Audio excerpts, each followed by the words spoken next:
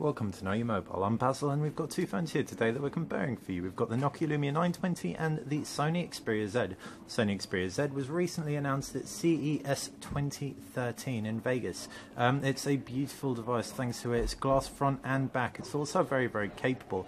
Not only is it waterproof, but it also packs quad-core specs. That's a Snapdragon S4 processor and a gorgeous 13 megapixel camera. It's the new Sony RS sensor, that's XMORS, which is capable of HDR video recording.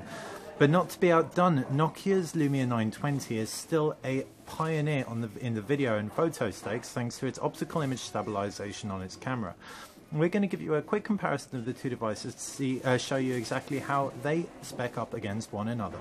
And we're going to kick off with the design, and both these devices are larger than your normal devices. The Sony Xperia Z packs a larger screen, however as a device on the whole it's still smaller. At just 6.9 millimeters, it's considerably thicker than the altogether beefier Nokia Lumia 920. On the front of both devices are the fascia. There are on-screen buttons on the Lumia 920, whereas the on the Sony Xperia Z, whereas the Lumia 920 packs 3 capacitive buttons below the 4.5-inch display, in contrast to the 5-inch display on the Sony Xperia Z. To the left side of the Xperia Z is a power button and a volume rocker, and to the right side no buttons whatsoever, just flaps for the micro SD card slot and the micro USB port. On the right side of the Lumia 920, volume rocker, power button and a physical 2-stage camera button with no buttons to the left. Up at the top, both devices have a 3.5mm headphone jack with a micro SIM card slot on the Lumia 920. Down below, and there are no ports on the Sony Xperia Z, whereas the Lumia 920 has its micro USB port there. Flipping the devices around and you've got the predictable cameras and flashes. All in all, both phones feel really nice in the hand in their own way. The Nokia Lumia 920 is much more curvaceous and is pretty forgiving, bar the sharp corners which dig into the hand a little bit. Without such sharp corners, but a much more angular feel overall. The Sony Xperia Z is more to handle. It, despite being thinner, is considerably more square. It doesn't feel quite as ergonomic. However, it is lighter and it's a little bit more elegant, we're not going to lie. As far as the screens go, both these devices pack the same screen tech, and that's LCD displays. The Sony Xperia Z's Full HD, whereas the Lumia 920 720p. Pixel density on the Lumia 920 is still very high thanks to its smaller screen size, and we're definitely going to say that despite the Full HD display on the Sony Xperia Z, you're not going to be wanting for anything if you do go with the Lumia 920. The Lumia 920 has a bunch of really cool features as well that enable the touchscreen to work with your nail, for example, hypersensitive touchscreen. There are various other things that make the screen really stand out.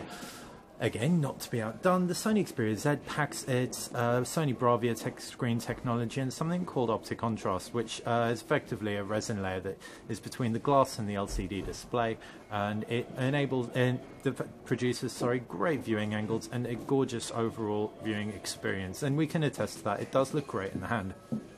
Onto the operating systems, and both of these phones pack extremely different OSs. You've got Windows Phone 8 on the Nokia Lumia 920.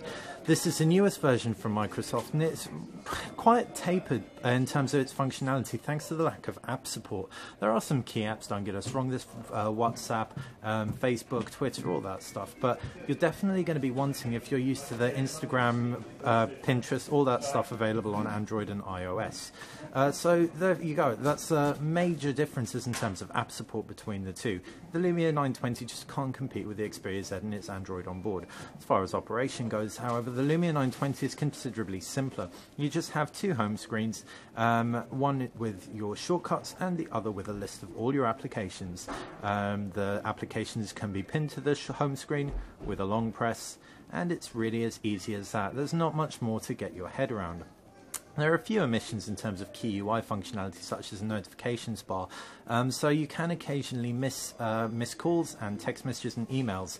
However, if you don't need to be up to the minute connected all the time and aware of everything going on your phone, you should find the operating system very easy on the eye and simple to get your head around.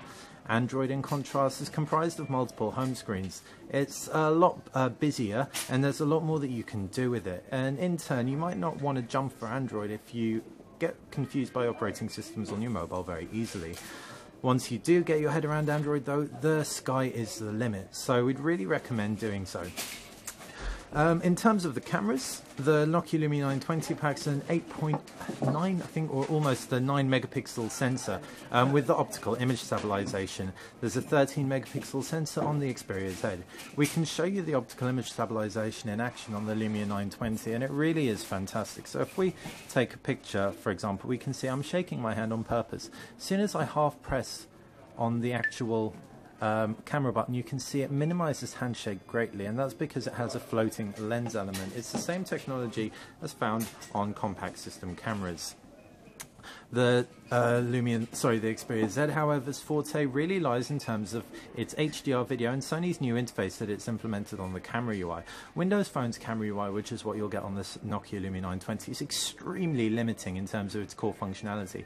You won't get any of that with the Xperia Z. The Xperia Z's user interface is totally extensive. You can tweak the Jesus out of your pictures. There's also a great burst mode that lets you capture pictures at 10 frames per second.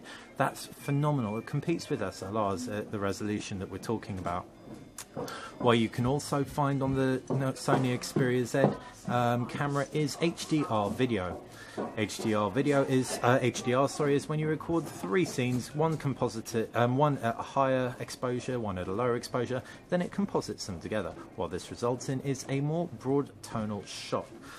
So HDR video is very memory and processor intensive, and it takes a Sony Exmor Aura sensor to do it. It makes the video look great and perfect for all situations, including backlit situations. So they're the key differences in terms of the cameras. Moving on to the final part, and that is processor, and the Sony Xperia Z wins out hands down thanks to the quad-core Qualcomm Snapdragon S4. There's a dual-core S4 in the Nokia Lumia 920, and with Windows Phone 8 being a very efficient operating system, we're going to throw it out there that you're probably, well, almost definitely not going to experience any slowdown on it.